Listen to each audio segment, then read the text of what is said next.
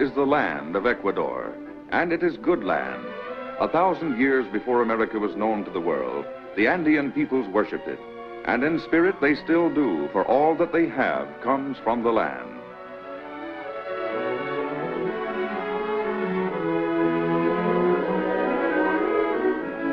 The Otavalos are among the oldest of the native tribes still living in this part of the Andes.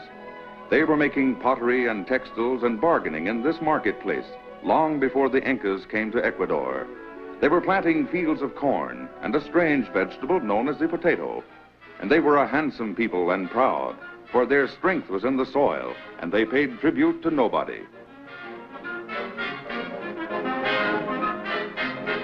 The strength of the Otavalos enabled them to survive conquest by the powerful Incas. It enabled them to survive conquest by the Spaniards, and all that Ecuador is and may become derives from that primordial strength. Because of it, festivals are held, and people are gay, and the marketplace is full. Because of it, dreams are dreamed and plans made and great works performed. Because of it, people travel and see the world, and the world becomes smaller and friendlier.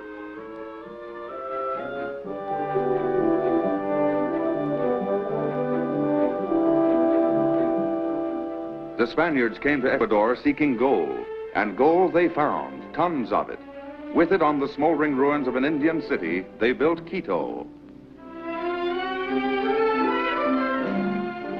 Many of Quito's buildings stand on the sites of Indian structures, which cover the ruins of even earlier civilizations. There are nearly 60 churches in Quito.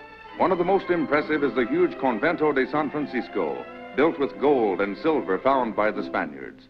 The convento's interior is profusely papered and ornamented with gold. Its main altar is of solid silver. Imagine the brilliance when lighted by thousands of candles.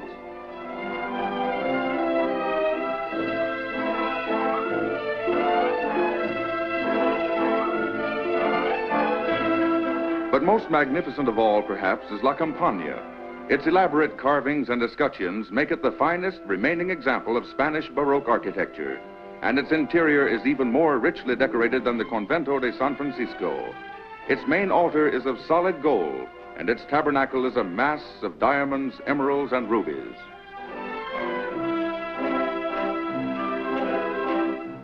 But there's another Quito emerging from this ancient city. Buildings and techniques better adapted to modern life are resulting from a fuller understanding and use of the nation's resources. And this flowering of progress takes many forms. Thousands of people living in the cities now have more leisure for sports and other kinds of recreation. The ponies are at their best on this track above the clouds, and so are the spectators.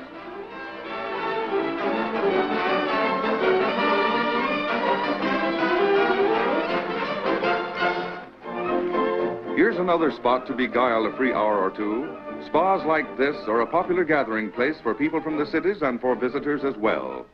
The volcanic nature of this part of Ecuador imparts rare properties to their waters.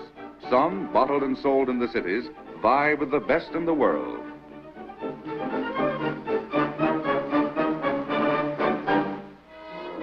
Did you know that the exact geodetic center of the Earth is in Ecuador? This monument, only 16 miles from Quito, marks latitude 0 degrees, 0 minutes, 0 seconds. Members of the French Academy established this point over 200 years ago as a means of proving Sir Isaac Newton's theory of the shape of the Earth. Here you can stand with one foot in the northern hemisphere and the other foot in the southern hemisphere.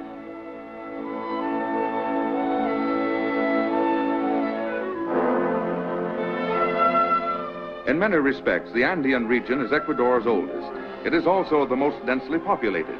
But it is only part of this rich country which reaches from the Amazon jungles to the Pacific Ocean and holds an astonishing variety of plant and animal life, and peoples, and customs. And it is still not wholly settled, for on the northwestern slope of the Andes, huge virgin territories are being opened to colonization by a new railroad.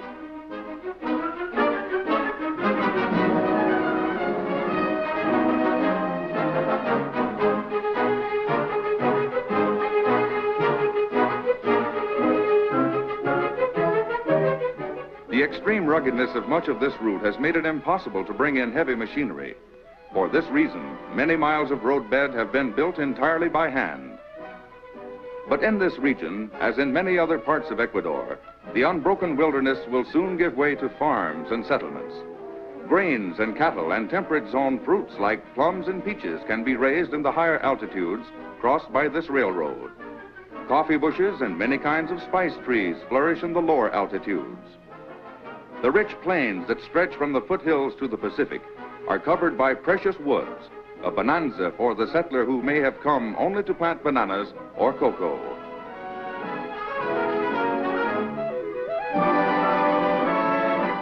Here's a man who came close to losing his life while these pictures were being filmed. Below him is a deep, rocky ravine, and a cable system is being used to bring materials to the other side of it. Yes, it could have been serious. A new port on the Pacific is being developed at the western terminal of this railroad, and it's about 300 miles closer to the Panama Canal than Guayaquil, Ecuador's main seaport. When the railroad is finished, and it's about finished now, Quito and the other Andean cities will have a new outlet to the sea and a new area for development. If you want to pioneer and have some development capital, Ecuador's government will sell you up to 200 acres at a very low price.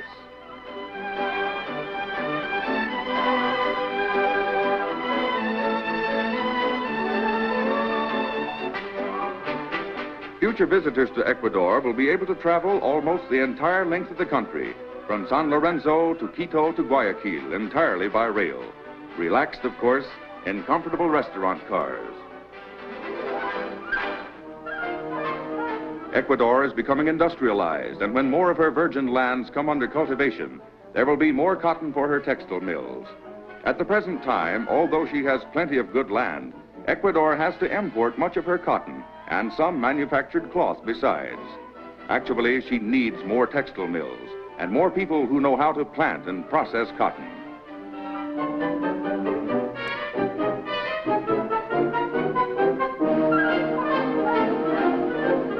It's quite a problem to leap into the 20th century without a steel springboard.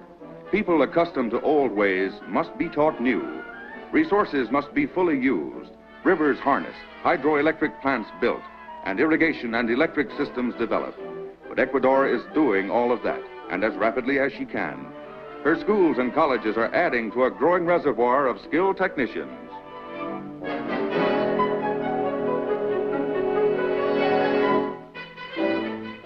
Oil is extracted from the cottonseed at mills like this one in the town of Manta on the Pacific coast.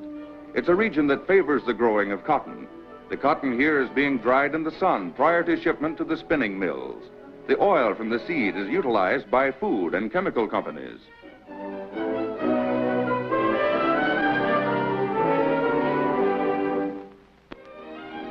Ecuador's industries today are scattered far and wide.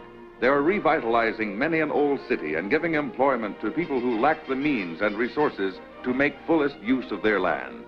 This is Cuenca, in the Andes of southern Ecuador. It's the center of a flourishing hat industry.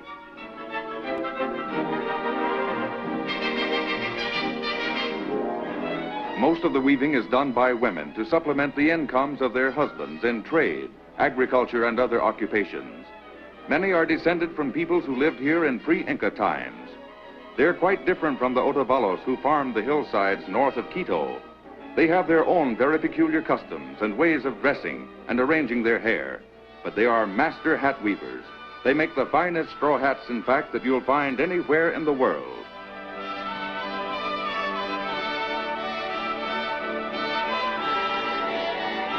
When the Spaniards reached Ecuador, tradition has it, they found the Indians wearing a cloth so finely woven, so rich in texture, and so brilliant in concept that they considered it more valuable than gold. It was woven from fibers peculiar to Ecuador. From this ancient art, they say, came the present-day skills, handed down from father to son and from mother to daughter.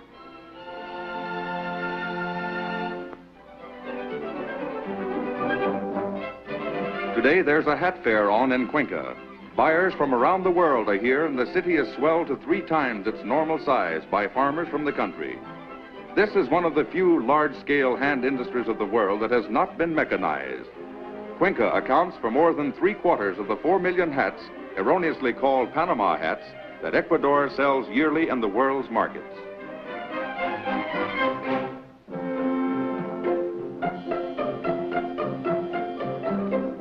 How did the term Panama hat come about?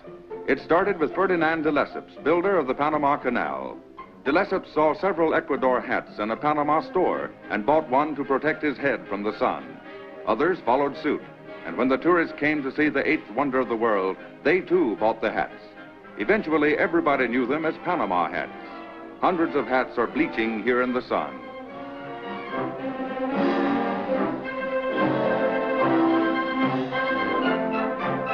And here's another paradox. The Ecuador hat did not originate in Cuenca, but on the Pacific coast near the towns of Monte Cristi and Hippy Happy. Even the straw from which the hats are made is brought from the coast.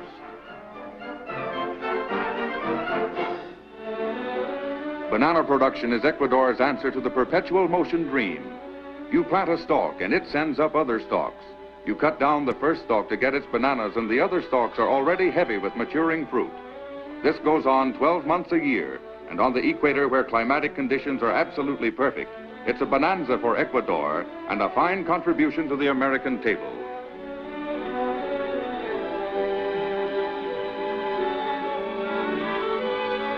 Ecuador, not much larger than Colorado, is the world's largest exporter of bananas. And here's a banana blossom, the cause of it all. The millions of dollars yearly that Ecuador gets from her sales of bananas to the United States and other countries are a big factor in her nationwide modernization program. They're helping build the railroad we saw a while back. They're building more schools, highways, hospitals. It's an astonishing fact, too, that only a small percentage of the good land available for bananas is now being cultivated.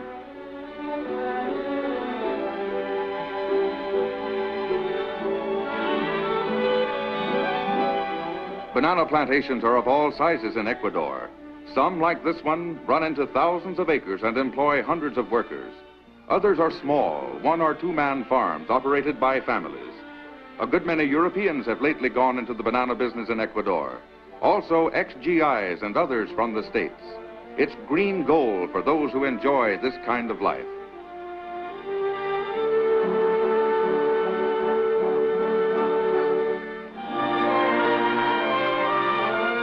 Nearly 2 million stems of bananas a year are produced on this plantation. It has its own dock where fruit is received for shipment to the seacoast. But all rivers leading down to Guayaquil, the center of Ecuador's exports, are carriers of bananas. They go down not only in barges, but in dugout canoes and on huge rafts of balsa wood. Anybody who has bananas to sell can sell them in Guayaquil, where ships from all over the world gather to collect them.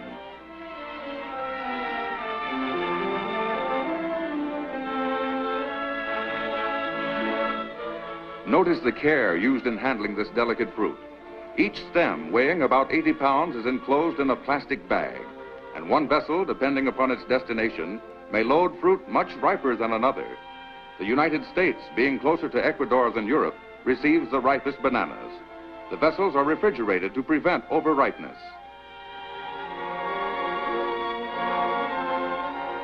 All the exotic products of Ecuador, jungle fruits and spices, cocoa, crude rubber, emeralds and quinine flow through the city of Guayaquil. Here too, Simón Bolívar, liberator of South America, met General San Martin. The final destruction of the Spanish army in America soon followed.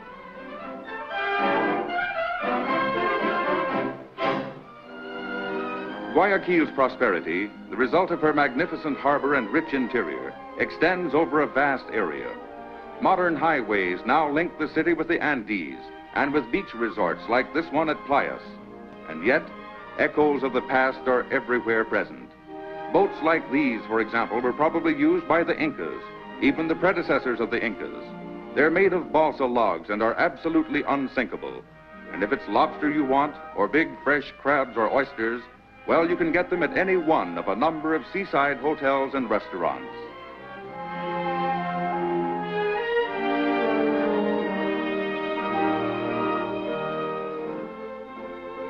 It's only an hour or so by plane from the coast to the Andes, and there's Mount Cotopaxi, the highest volcano in the world. It's one of more than 20 star-scraping peaks that flank Ecuador's Pan-American Highway, better known perhaps as the Avenue of the Volcanoes. For scenic grandeur, there is nothing quite like it on the face of the earth, but it's a vital artery of communications as well. It's no easy job to maintain and improve a highway in these mountains. Ancient deposits of volcanic ash are notoriously unstable and must be cleared away, but the job must be done. For this highway links one end of Ecuador with the other. It's a feeder line for roads leading to the Pacific, and together with stretches of the Pan-American Highway, both north and south of Ecuador, it provides a through route from the Mexican border to the southern extremity of South America. The section being improved here lies at an altitude of over 12,000 feet between Quito and Convento.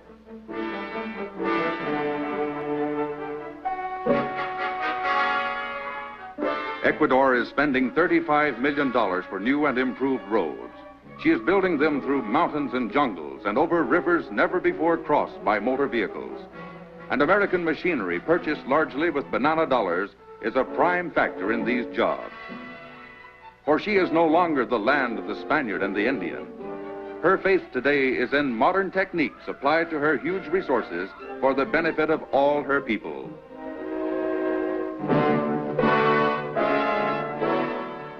Here, for those with skills and know-how, is a land of opportunity, a land waiting as the West once waited for men of vision and courage and the ability to make their dreams come true. Here is a new frontier, a land blessed with eternal spring on the Earth's equator.